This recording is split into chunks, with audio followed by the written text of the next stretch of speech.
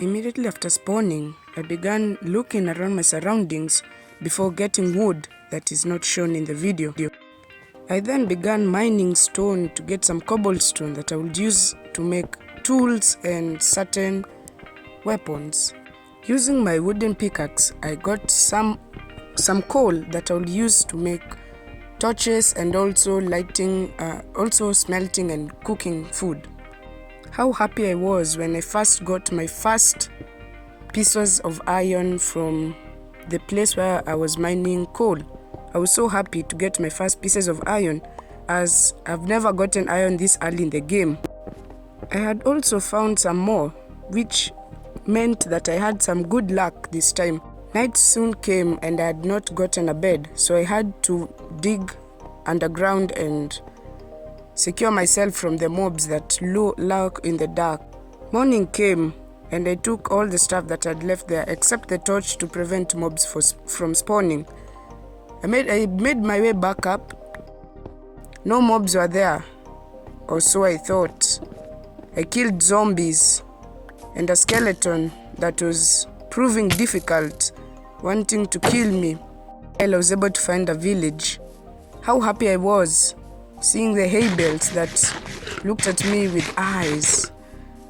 I was so happy, and also had an opportunity to trade with these guys, but I wouldn't trade with them until I make my own base.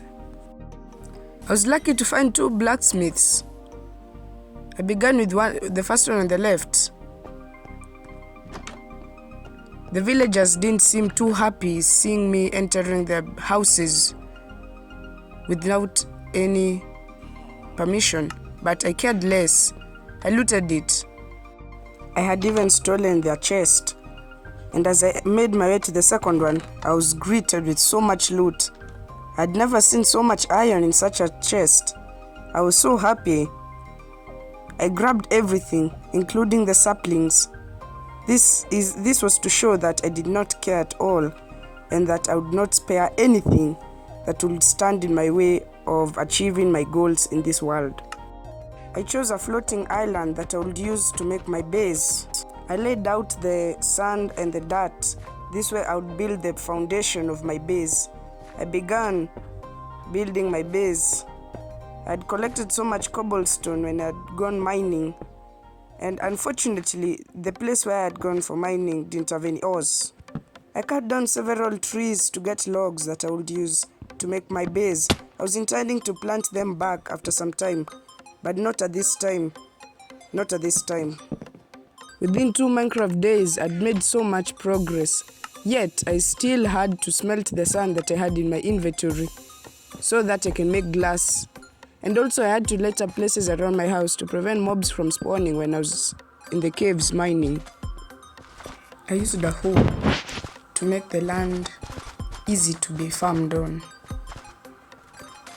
After finishing, I planted seeds. The only seeds that I had at the time were carrot seeds and wheat seeds. After gathering clay from the chest, I began making my way to the mason so that I can trade the clay for emeralds that I would later use to upgrade my tools, etc.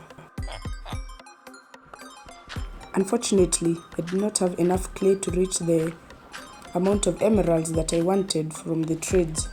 So I began excavating clay that I would use to trade for more emeralds.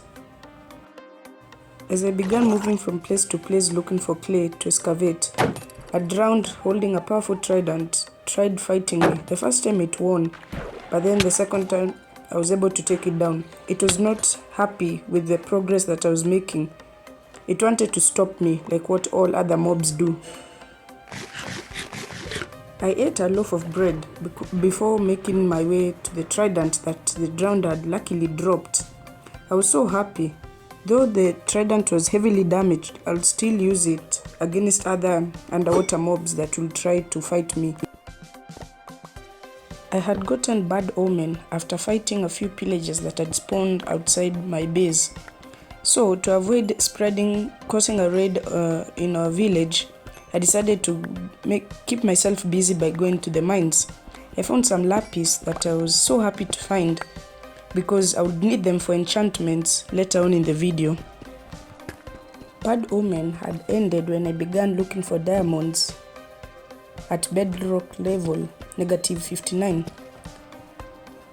I began losing hope until I saw a diamond that was looking at me with such blue eyes. How happy I was. I'd gone through so many pickaxes just to come and find this. A few blocks later, after mining, I had also discovered the same thing, diamonds, but except this time it was only one. I was glad because at least it's better this 4 than none. So I mined it and began making my way to the surface.